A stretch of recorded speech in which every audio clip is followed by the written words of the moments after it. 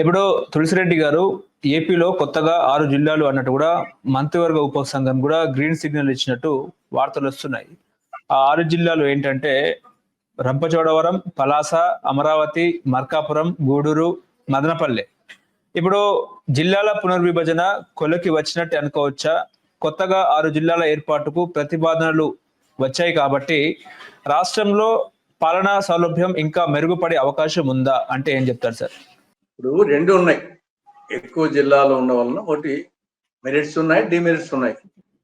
Merits వచ్చేసి ఏమవుతుందంటే జనరల్గా ఇది పరిపాలనా సౌలభ్యము, కలెక్టర్లు, ఎస్పీలు, జిల్లాధికారులు కొంత తక్కువ దూరంలో ఉంటారు, తక్కువ పరిధిలో ఉంటారు, అవైలబిలిటీ ఎక్కువ ఉంటుంది అనేది ఒక వికేంద్రీకరణ, అధికార వికేంద్రీకరణ ఉంటుంది అనేది ఒక యాంగిల్ మెరిట్.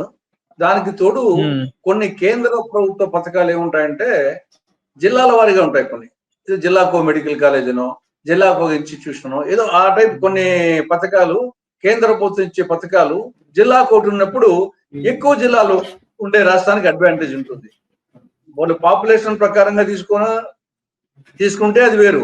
పాపులేషన్ తీసుకోకుండా జిల్లాకు ఒకటి అన్నప్పుడు అప్పుడు ఎక్కువ జిల్లాలు ఉండడం అనేది అది ఒక అడ్వాంటేజ్ ఉంటుంది. ఆ కోణంలో ఒక యాంగిల్. ఇక్కడ డిమెరిట్ అనేది అడిషనల్ ఖర్చు. ఇప్పుడు ఎలక్ట్రానిక్ యుగము, అంతా ఒక సింగిల్ రూమ్ లో కూర్చొని మొత్తం పరిపాలన చేసే పరిస్థితిలో ఉన్నాం కాబట్టి ఆ నేపథ్యంలో ఈ యొక్క అడ్మినిస్ట్రేషన్ హెడ్స్ ఇవన్నీ ఇప్పుడు కలెక్టర్ ఇప్పుడు ఇంతకుముందు కడప జిల్లాకు అన్నమయ్య జిల్లాలో కొన్ని దాంట్లో కలిసి కలెక్టర్ ఇక్కడ ఉన్నాడు, ఇప్పుడు అక్కడ రాయచోట్లో అన్నప్పుడు కొంత అడిషనల్ ఎక్స్పెండిచర్ పడుతుంది. కాబట్టి ఆ విధంగా చూసినప్పుడు కొంత అడిషనల్ ఎక్స్పెండిచర్ అనేది ఒక డిమెరిట్ కావచ్చు. ఇక్కడ దానికి తోడు జిల్లాలు అనేది ఇది ఒక పొలిటికల్ ఇష్యూ అవుతుంది. తర్వాత ఒక నిరంతర ప్రక్రియ. ఇప్పుడు ఆంధ్రప్రదేశ్ ఉంది, మొదట్లో ప్రకాశం జిల్లా లేదు, మధ్యలో వచ్చింది. దాని తర్వాత విజయనగరం జిల్లా లేదు, మధ్యలో వచ్చింది. తర్వాత వచ్చేసి మనకు 13 జిల్లాలు ఉన్నాయి, 13 ఇప్పుడు 26 అయినాయి.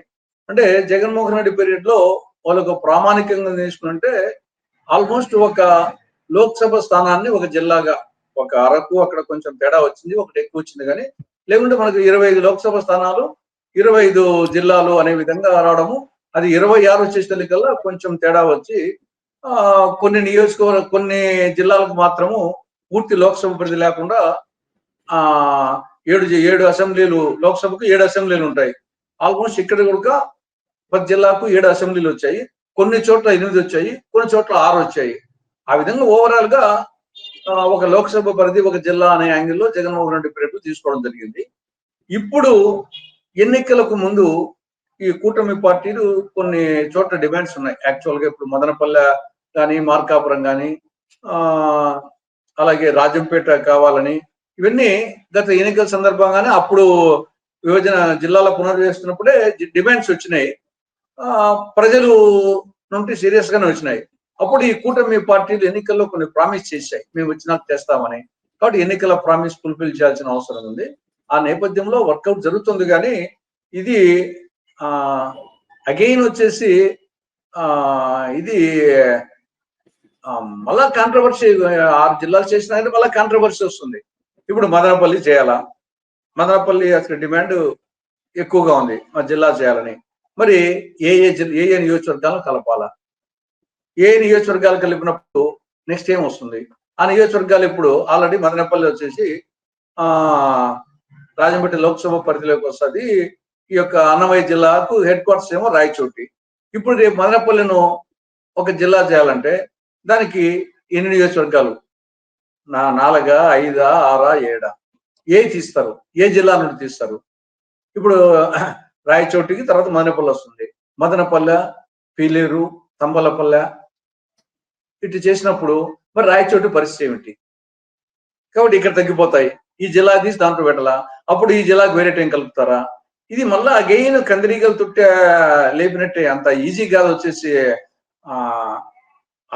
హెడ్ క్వార్టర్స్ వాళ్ళకు బాగానే ఉంటుంది, కానీ దానికి ఏమి యాడ్ చేయాలా? ఏమి యాడ్ చేయాలన్నప్పుడు ఇంకో జిల్లా నుండి తీసేయాలా, ఇంకో జిల్లా నుండి తీసినప్పుడు ఇక్కడ ప్రతిఘటన వస్తుంది. కాబట్టి కందిరీగల తొట్టిని లేపినట్టే ఇదేమంత ఈజీ ఏం కాదు. మొదలు పెట్టినాక తెలుస్తుంది మళ్ళీ కందిరీగల తొట్టి లేపామని. కానీ ఇప్పుడు రంపచోడవరం జిల్లాగా ఏర్పడితే ఎట్లా ఉంటుంది సార్? అక్కడ ఏజెన్సీ ఏరియాలో డిస్టెన్స్ బట్టి మనము అనుకోవాలా, కానీ పాపులేషన్ బట్టి కానీ లేకుంటే నియోజకవర్గాలు తగ్గిపోతాయి డిస్టెన్స్ ఆధారంగా. ఇప్పుడు ప్రజెంట్ నాకు తెలిసి గ్రామ సచివాలయాలు, మాండలిక వ్యవస్థ, తర్వాత రెవెన్యూ డివిజన్స్, జిల్లాలు ఇన్ని వచ్చిన తర్వాత ఇది మెజారిటీ సమస్యలు కలెక్టర్ దగ్గరికి పోయితే ఉండవు. ఆల్మోస్ట్ అన్ని ఇప్పుడు ఏమైనా కానీ మనకు గ్రామ పంచాయతీలు ఉన్నాయి, ఇప్పుడు గ్రామ సచివాలయాలు వచ్చినాయి. ఇంకా ఒక్కొక్క కొన్ని చోట్ల ఒక గ్రామ పంచాయతీ, మేజర్ గ్రామ పంచాయతీ పరిధిలో ఇప్పుడు మాది వేంపల్లె మేజర్ గ్రామ పంచాయతీ అయితే ఇక్కడ 8 సచివాలయాలు ఉన్నాయి, గ్రామ సచివాలయాలు. కాబట్టి ఇప్పుడు ఆల్మోస్ట్ పనులన్నీ గ్రామ సచివాలయము, గ్రామ పంచాయతీ జరుగుతున్నాయి. ఇంకా మండల పరిషత్లు ఉన్నాయి, రెవెన్యూ డివిజన్స్ ఉన్నాయి. కాబట్టి జిల్లా ఏదో కొత్తగా వస్తానే ఏదో అద్భుతాలు జరిగిపోతాయి అని జిల్లా కలెక్టర్ దగ్గరికి పోవాల్సిన పనులు ఏముంటాయి పెద్దగా? ధర్నాల కోసం పోవాల్సింది అడిగి పొలిటికల్ పార్టీస్ వచ్చేసి ఏదైనా ఇష్యూ ధర్నా చేయాలంటే ఇప్పుడు కలెక్టర్ ఆఫీస్ దగ్గర ధర్నా చేయడానికి ఇప్పుడు కలెక్టర్ ఆఫీస్ అన్ని ధర్నా వేదికలు అయినా అంతే తప్పనిచ్చేసి ఆడేమో అద్భుతాలు వచ్చేసి పరిపాలన పరంగా జరిగేది ఏముండదని అభిప్రాయం. హలో, తెలుగు రాజ్యం ఛానల్ చూస్తున్నారా? సామాజిక, రాజకీయ, జీవన చిత్రణే తెలుగు రాజ్యం. అతిశయోక్తులు, అసత్యాలు ఉండవు. రాజకీయ కోణం కాదు, ప్రజా కోణమే కొలబద్ద. తెలుగు రాజ్యం వీక్షణ మీ ఉత్తమ అభిరుచికి నిదర్శనం.